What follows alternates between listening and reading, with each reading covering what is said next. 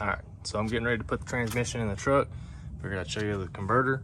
So this is the XHD converter from Jegs. It's a 3500 to 3800 stall converter. So it's a pretty nice piece. Also got my transmission vent and the catch can for it. So if anything vents out of the transmission, it will be contained.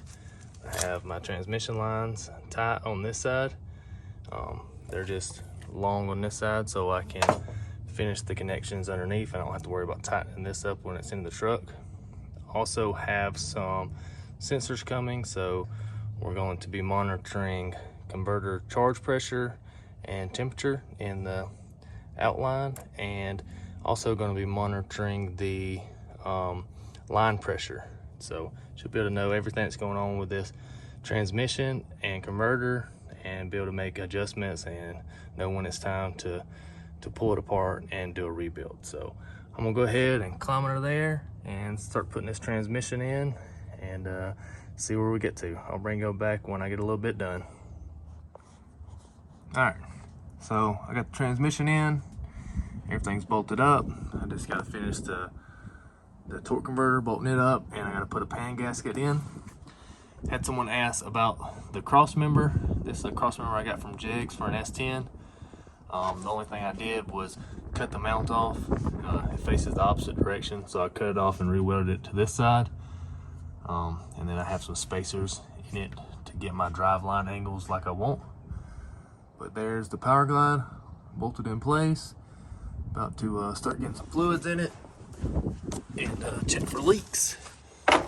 Also picked up a set of tires for it. So I got some 28-inch front tires for the truck, and I got a set of 28 10.5s for the rear.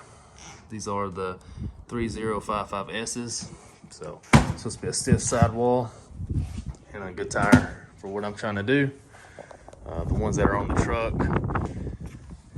is what came with it, and they've been good tires. I have no problems with them, but you can see they got some dry rotting and everything, so they're a little old, and figured I'd go ahead and get a set of tires. These rims are drilled for screws, inside and outside, so I did pick up a set of screws so I can go ahead and screw these wheels when I put them on.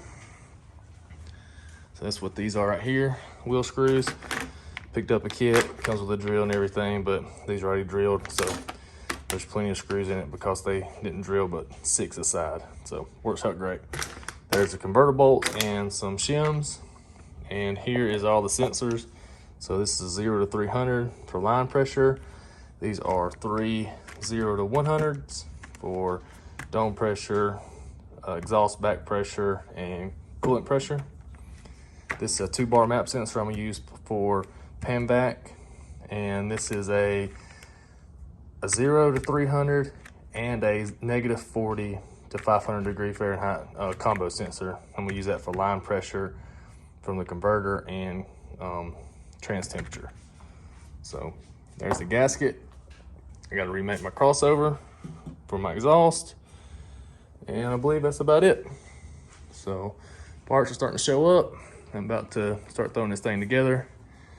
I'm excited to see what it looks like with 28-inch front tires. It might look a little weird because they're 15s on front. It'd look a lot better if it had 17s on front with 28s, but